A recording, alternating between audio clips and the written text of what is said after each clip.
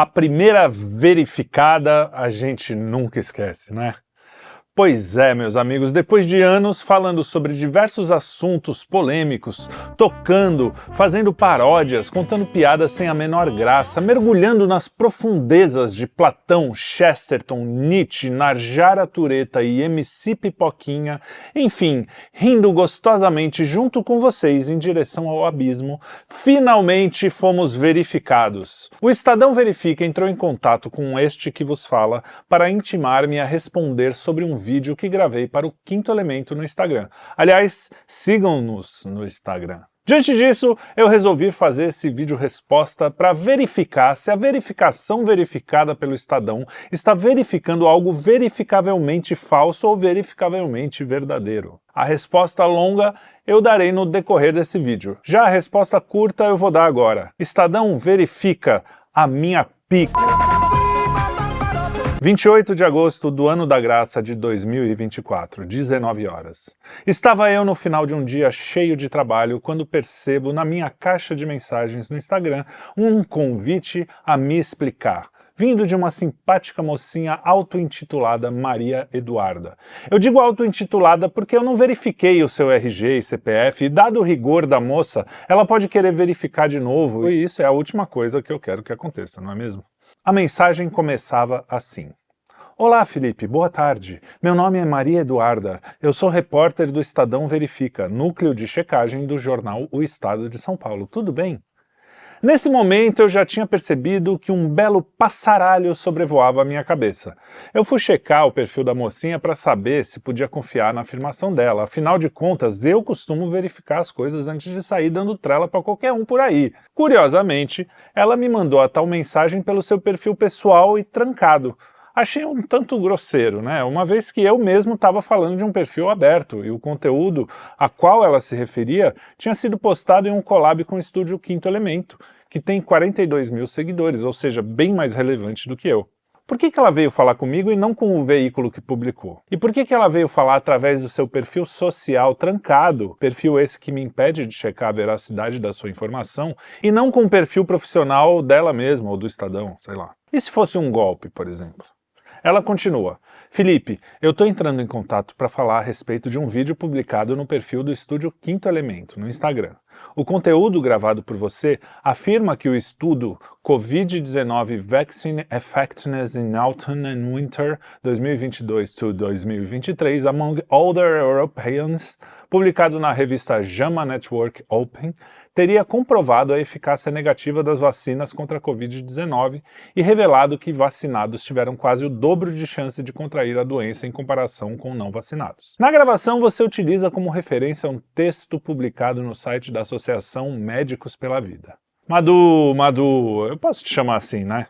Você, como jornalista, deve achar que é um mero músico, não consigo perceber as artes e manhas da linguagem, não é? Mas eu tenho 45 anos de praia e quando eu fui alfabetizado, o método Paulo Freire ainda não tinha causado o estrago que causou na sua geração. Você toma um cuidado de afirmar que o conteúdo afirma, porque você sabe que não sou eu que estou afirmando, não é? Você também deve ter pesquisado para saber que essa afirmação é uma aspa literal retirada integralmente da matéria dos Médicos pela Vida, que tem muita competência para responder por eles, inclusive. Afinal, são eles os especialistas no assunto.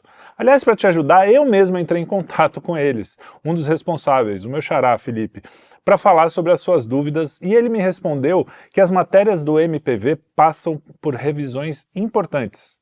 No site deles, inclusive, tem um outro estudo da Cleveland Clinic em que os cientistas falam claramente da eficácia negativa e que vocês, curiosamente, não checaram. Era mais difícil dizer que esse aí era enganoso, não é verdade? Mas, antes de continuar, deixa eu te fazer uma perguntinha. Todas as aspas que saem no estado de São Paulo são responsabilidade do veículo? Todos os estudos que vocês publicam, vocês respondem por eles? Porque eu não sei se você lembra, tinha um estudo que dizia que a cloroquina tinha matado 17 mil pessoas e que foi publicado pelo Estadão.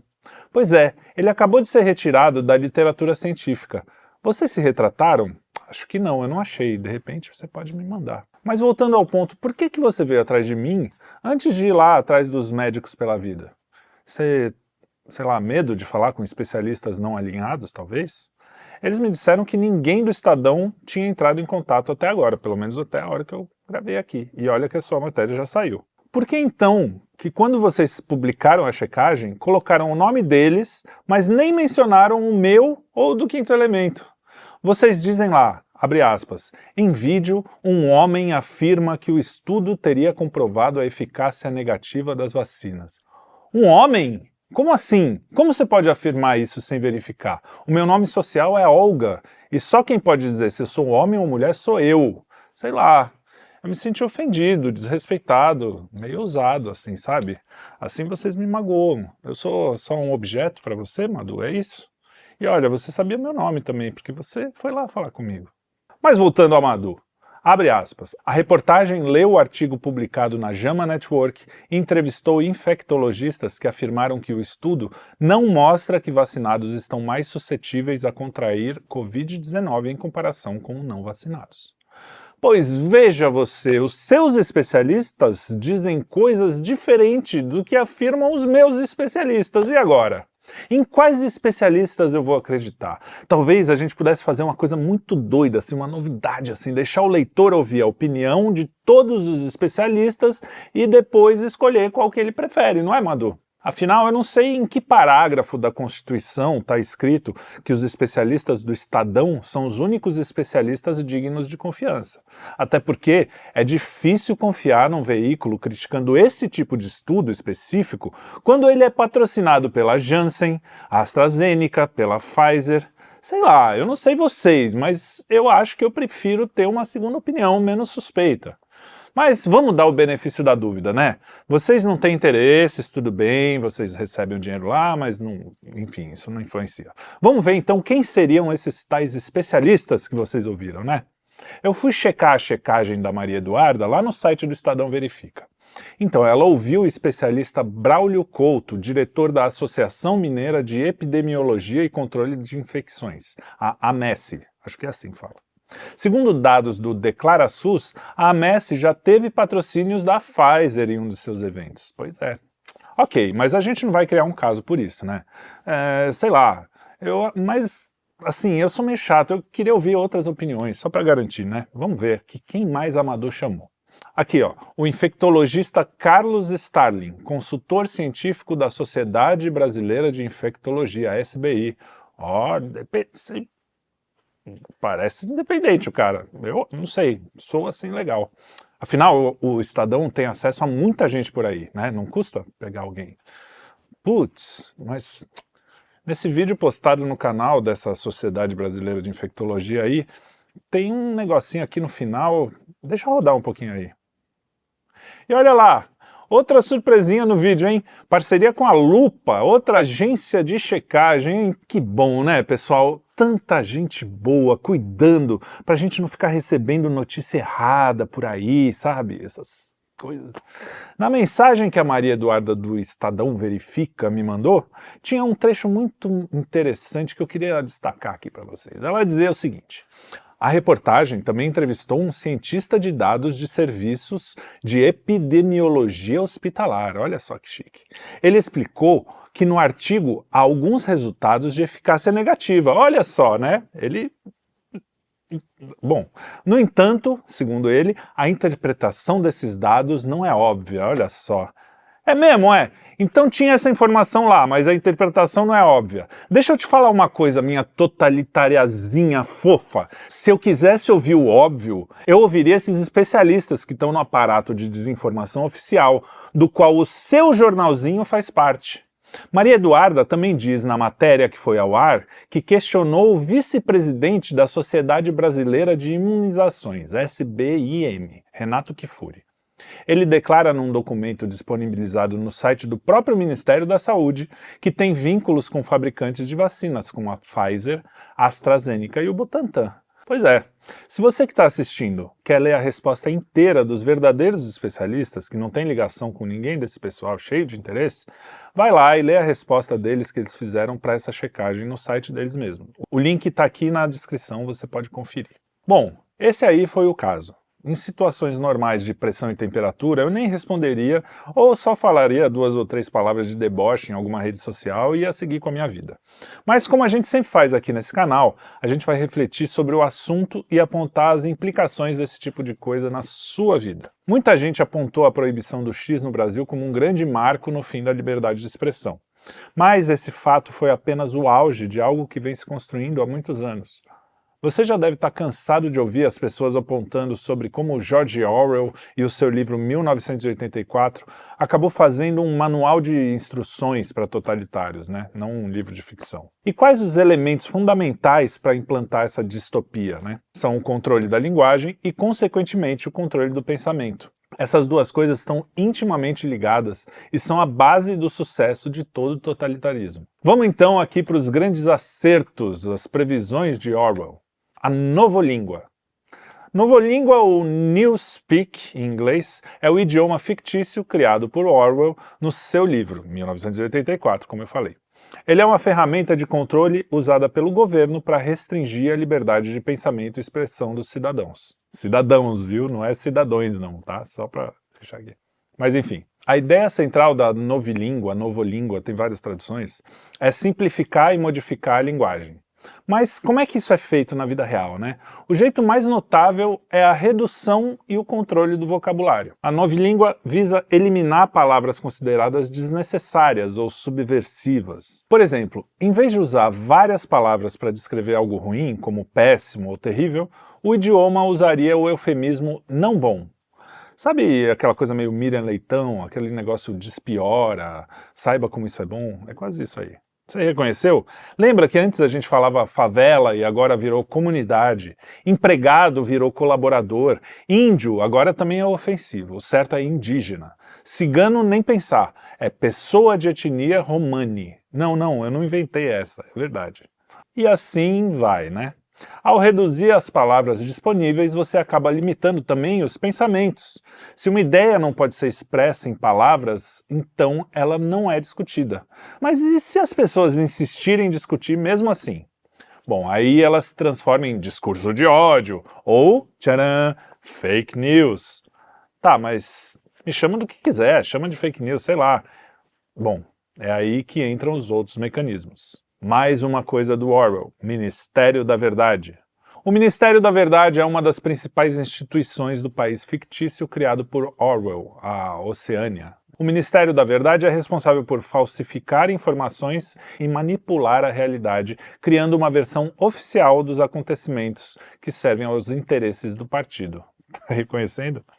Uma das funções principais do Ministério é alterar registros históricos para que se alinhem com as versões atuais dos fatos. Isso significa que qualquer evidência que contrarie a narrativa oficial é eliminada ou modificada. Já que a gente foi checado por causa desse assunto, você lembra que a eficácia da vacina do Butantan era de 100%? Essa notícia foi dada oficialmente pelo Instituto Butantan e repercutida pelo então governador João Dória. Mas o Estadão Verifica não colocou na sua primeira página falso, nem mesmo enganoso assim, só para enganar. O que fez o jornal então? Fez uma matéria na área de saúde do jornal, passando um baita de um pano para o governador. E olha, as notícias dessa época são difíceis de achar, porque tem umas que provavelmente os caras já... O que eu sei é que, pelo que eu procurei, não mencionaram nem que o Butantan e o governador tinham mentido. Ao contrário, na mesma época, os verificados foram justamente os que questionavam a eficácia da vacina. Como eles não podiam dizer que esse questionamento era mentira, eles mandaram um enganoso, que nem fizeram com a nossa checagem. Curiosamente, neste ano de 2024, a Coronavac foi descontinuada, segundo eles, por ser menos eficaz do que as outras. Olha só, né? Pois é. Outra função do Ministério da Verdade é a propaganda, a criação e disseminação de propaganda do governo. Não que o Estadão faça isso, né? Ou qualquer outro veículo de imprensa. Longe de mim pensar uma coisa dessa, pelo amor de Deus. A terceira função seria a produção dessa novolíngua. O Ministério trabalha na simplificação e modificação da língua, criando a Newspeak, em inglês. Um idioma que reduz a complexidade das palavras e, consequentemente, limita a capacidade de pensamento crítico e oposição ao regime. Mansplaining, feminicídio, gordofobia, toliamor. Acho que deu para entender, né? A terceira função é o controle da informação. Todo o fluxo de informação é rigidamente controlado.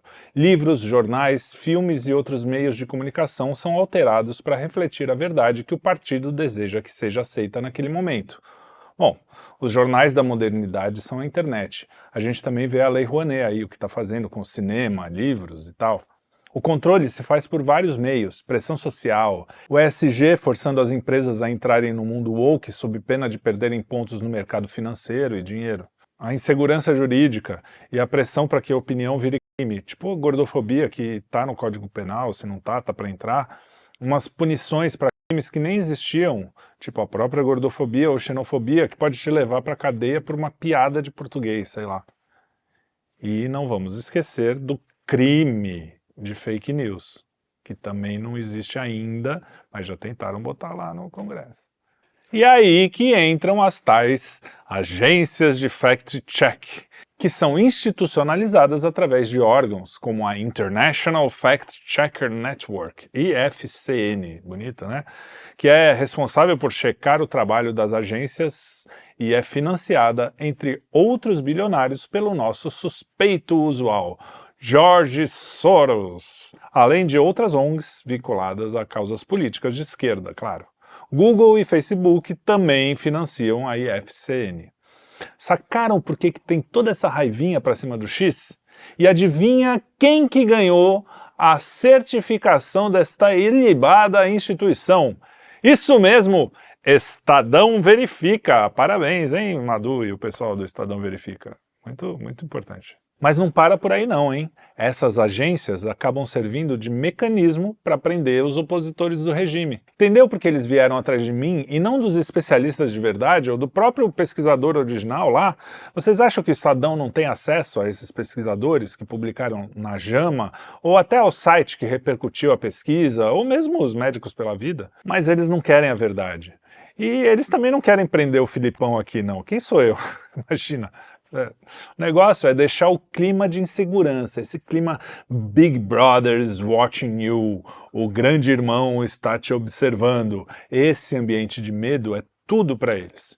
Com isso, você nem precisa prender muita gente não, uns 2 ou 3 já servem de exemplo, você multa outro aqui e aí resolveu. E olha, também não faz mal intimidar esse canalzinho aí que fica crescendo, fazendo umas análises aí e fica buscando a verdade. Onde já se busca a verdade? Olha, para mim, tanto faz se a eficácia da vacina é negativa, é positiva, é homofóbica, sei lá que porra que é essa eficácia. Eu quero é poder investigar, até poder errar de vez em quando e me retratar. Eu quero saber a verdade. Até porque aqui, no Quinto Elemento, a gente só tem rabo preso mesmo com uma pessoa, que na verdade são 3. E essa pessoa foi crucificada justamente por falar verdades inconvenientes. É o check dele lá que a gente busca, tá? Não o seu Estadão Verifica, não o seu Madu. Por isso, meu querido espectador, pode ser que às vezes eu fale coisas que você não gosta de ouvir, pode ser que eu tenha que me retratar por algo que eu não percebi que eu estava enganado, mas vai ser só porque eu estou buscando a verdade. Se quiser que eu me retrate, você me convença, Estadão, mas pela força, intimidação, não vai rolar não, viu? Pensando bem, nesses tempos, às vezes, a gente tem até que falar o óbvio, né?